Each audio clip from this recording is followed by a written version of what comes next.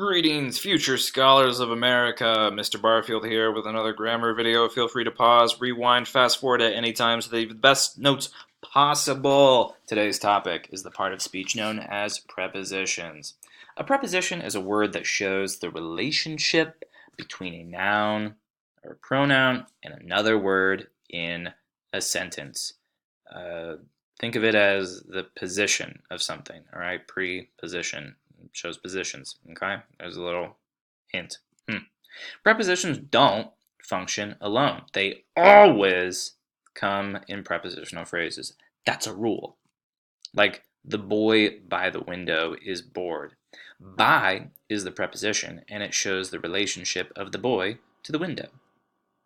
Note, a preposition can be more than one word. These are compound prepositions, i.e. instead of, according to, because of, across from. Let's replace by with across from. Still makes sense. The boy across from the window is bored. Hint, this is from Mrs. Manfred, the grammar queen. Prepositional phrases sound like a chunk, and because they are chunks, you can remove the chunk from the sentence and it still makes sense. The boy is bored. Still makes sense, but we don't know where the boy is in relationship to the window. A prepositional phrase is a group of words that begins with a preposition and ends with a noun or a pronoun, which is called the object of the preposition. Sometimes we just call those the OPs, just to make it simple. So, the preposition in this prepositional phrase is by. What's the OP? Window. The painting near you is by a Brazilian artist. The prepositional phrase near you contains the preposition near and the OP, you. Prepositions can be confusing because they can also function as other parts of speech depending on their usage, i.e. inside and up can also be adverbs, so make sure to pay attention to the context.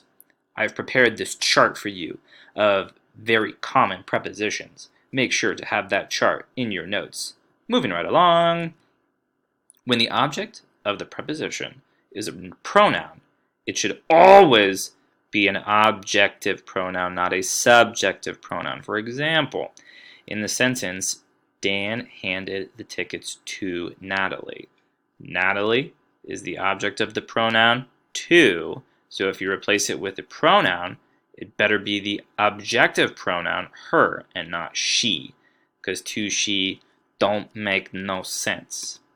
In the example above, I already just explained that. Sometimes a preposition will have a compound object. Two nouns, or a noun and a pronoun. The pronoun in the compound object must be an object pronoun. So for example, a compound preposition would be to Natalie and Cecilia. A prepositional phrase is an adjective phrase when it modifies or describes a noun or a pronoun. So, I noticed some men with heavy suitcases. With heavy suitcases is the prepositional phrase, and it gives information about the men in this sentence. Men is a noun, so this is an adjective prepositional phrase. Whereas a prepositional phrase is an adverb phrase when it modifies or describes a verb, adjective, or another adverb. The tourists travel in a group. In a group answers the question how they travel, meaning this prepositional phrase is an adverb phrase. Okay? All right. Is that all? Yeah, okay. That's all. All good? That makes sense? Any questions? I have a question for you. This prepositional phrase to Natalie, is it an adjective phrase? Does it describe tickets? Or is it an adverb phrase and it describes handed? I don't know. I'm not going to tell you. You got to figure it out. Maybe we'll talk about it later. That's all for me. Bye.